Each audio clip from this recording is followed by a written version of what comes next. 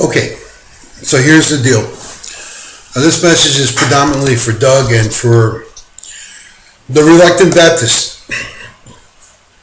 I went out, well, last couple of days I've noticed, maybe the last couple of weeks, on and off, I've noticed this guy running. He jogs. He puts on his headset and he's got this warm hat he wears, one of those Breezely Bruin hats that you pull down over the side of your head.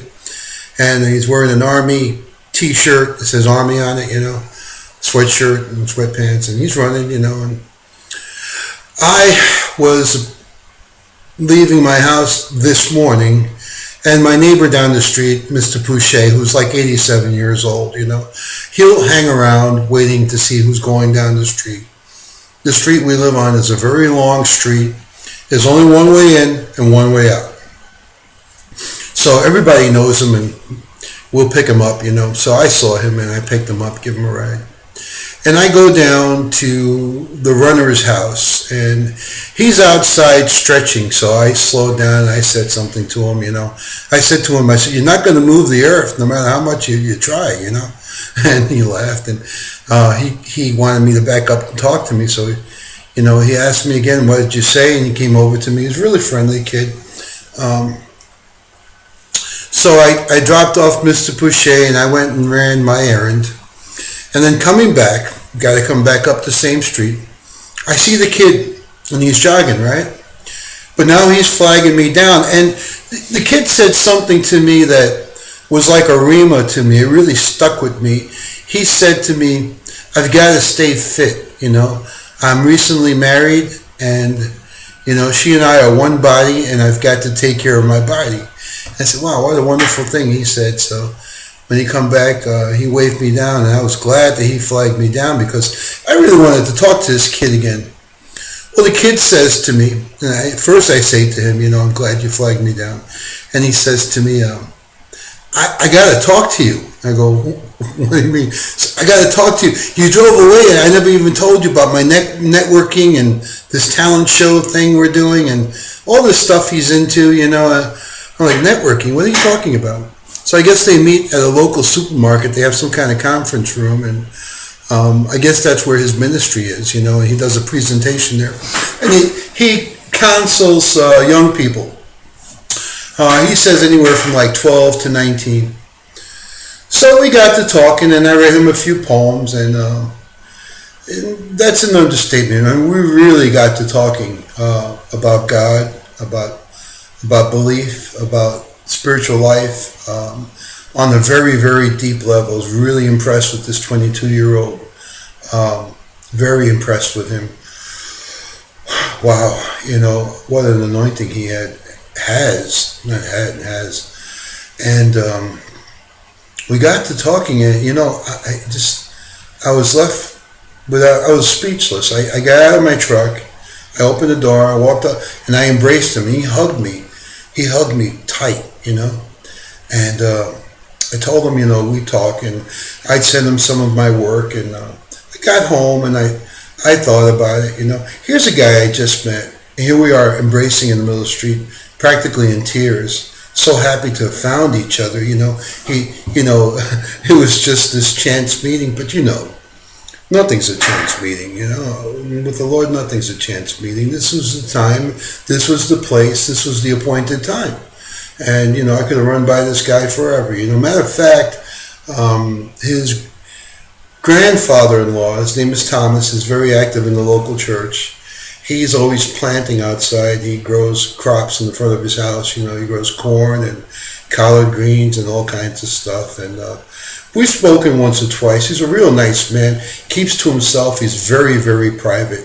When I drive by, I just wave and he waves back, So it felt strange. I went back to the house. I printed out a few of my poems. I gave him the websites that we write on, and I gave him my YouTube link and my phone number, address, all that stuff, all my personal information. So I pulled into the driveway.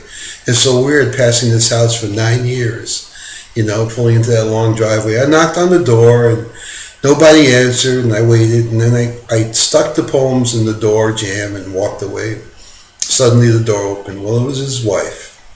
and his wife was about to go in the shower. She had a shower cap on and a bathrobe on. And we got to talking, and I got to reading her a couple of poems, and we're talking about the Lord. She's on fire for the Lord.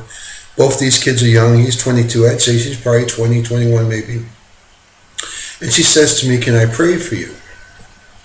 Now, I guess she had told him about my back problems. So I said, "Sure." Well, she prayed, laid hands on me, and she touched me exactly everywhere I hurt, up along my spine, around my shoulder blades, my lower spine where 3 degenerated disc, and along the back of my legs where I get great sciatica pain. I can barely walk a lot of times. I can't walk far. Like if I go to Walmart, I have to get one of those carts because I can only walk so far, and then I'm in so much pain that I just can't stand it. I can't take another step. I've got to sit on the ground or lay on my back, and I've done it. I've laid on my back in the middle of Walmart, and it's embarrassing, because if you look at me, it doesn't look like there's anything wrong with me, so it's not like I'm in a cast or there's something visibly wrong that you can see, but there are things wrong with me that don't show on the outside. They're all on the inside. So anyway, she starts praying for me, and I've had surgery on both of my toes, and they take a long time to heal. They remove the toenail, and both of them have gotten infected. One is healed up, the other one is more current, and it's very infected, and it hurts very bad. And I get pain, nerve pain from my toe going up to my ankle.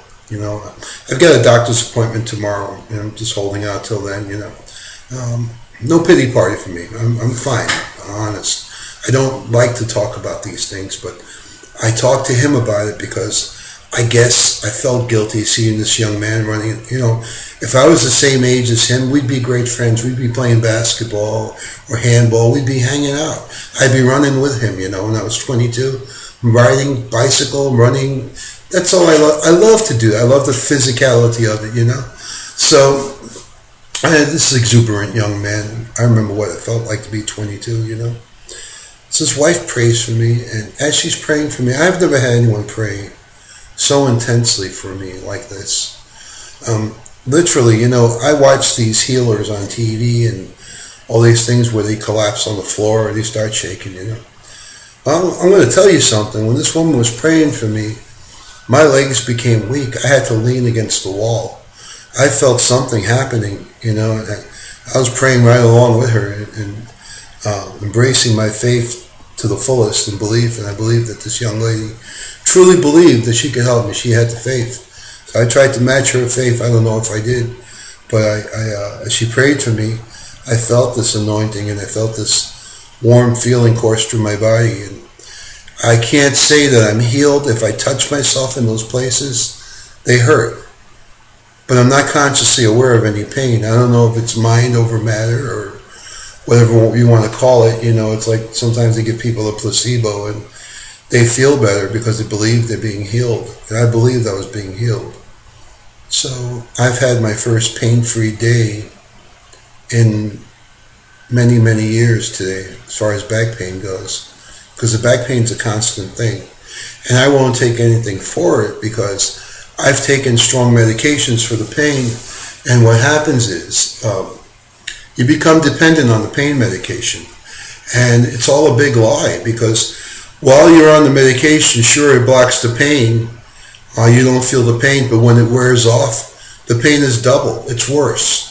And then the medication starts to work less and less and less. And the doctors, they don't want to keep prescribing it because you become addicted to it. So it's all a temporary fix. It's better to deal with the real pain and know your limitations than to try to artificially block all that pain out. It's not going to work, Those nerve blockers, they only work for so long. After a while, they don't work anymore. So I'm not going to let anyone stick a needle up my spine. I'm sorry. Unless I absolutely have to, but I'm not at that point yet, So this woman prayed for me, and, it was all very nice, and I was just very surprised. This chance encounter turned out to be such a big to-do, and I talked to the young man about difficulties I had last night and how we prayed in the evening, my wife and I, and we held hands and prayed and hugged and kissed and loved each other. And in the morning, she made me pancakes. I wasn't expecting it, but she made me pancakes. I enjoyed it. I'm not gonna lie. When I woke up, there was fresh coffee on the stove and in the coffee maker. And so while the coffee was brewing, I went outside and I put birdseed out. And I tell you, the whole railing of the back deck was covered with sparrows. Tons.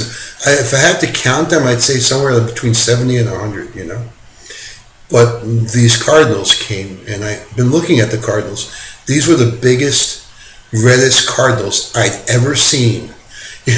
I've never seen them this big, bold red. And it made me think of Doug, because Doug's got that picture of a cardinal on his for his avatar on CCW. But I wanted to share that with you. Reluctant, I told you about this briefly. I'm not the best typist. And I lose my train of thought when I really can't. I don't believe I captured all the details of our conversation, but there was some poetry read, there was some philosophies exchanged. Me and this guy are very much on the same page. I told him he's got to meet Doug someday, even if it's just in the virtual world. But I was very impressed with him to be so young and what he's trying to do. We discussed church and how church doesn't work for him. We had a lot of the same feelings in common, and what's needed now, and how the young people are being called. The young are being called right now, and there's a call going out, and this young man's answering that call. I'm going to help him any way I can. I'm going to go. I'm going to read whatever poetry I can and be whatever good advice I can give. Whatever's good in me from the Lord, I'll let it shine. I'll try to keep that bad stuff somewhere else. Besides teasing Reluctant Baptist with, I love to tease her. She's just so sensitive. But and Doug, I get to beat up on Doug. Doug's like my punching bag. I love him though. I love him so much. But anyway, I just had a really good experience today out of nowhere, and only God can do that. No one else can do that. Two people just get pulled out of nowhere to know each other, to love each other. His wife hugged me like she'd known me all her life. He hugged me. I hugged them. This is the real deal. This is it. This is what it's all about, man. This is church. This is the anointing. This is fellowship. This is the real deal. This is ministry. This is it. It's happening. We're being guided one to the other. We're finding each other, across miles, across the distance. I'm talking to someone who I've never met till today. I saw a picture of Reluctant today. I no idea what she looked like. So many people I talk to, I don't know what they look like. But there's something in the heart. There's something that comes across in their writing. If it's sincere. Heather, for example, Heather, I forget Heather's last name. She's got a last Rheingold. And I remember Rheingold because I'm old enough to remember Rheingold beer with the 3 circles, But yeah, she's an amazing writer, and she's all the way in Switzerland, So here I am talking to a woman in Switzerland. I've got friends in Australia, talking to people in the Ukraine. It's crazy. It's absolutely nuts. You write something and 50 people across the globe read it, and you don't know the effect it has on them.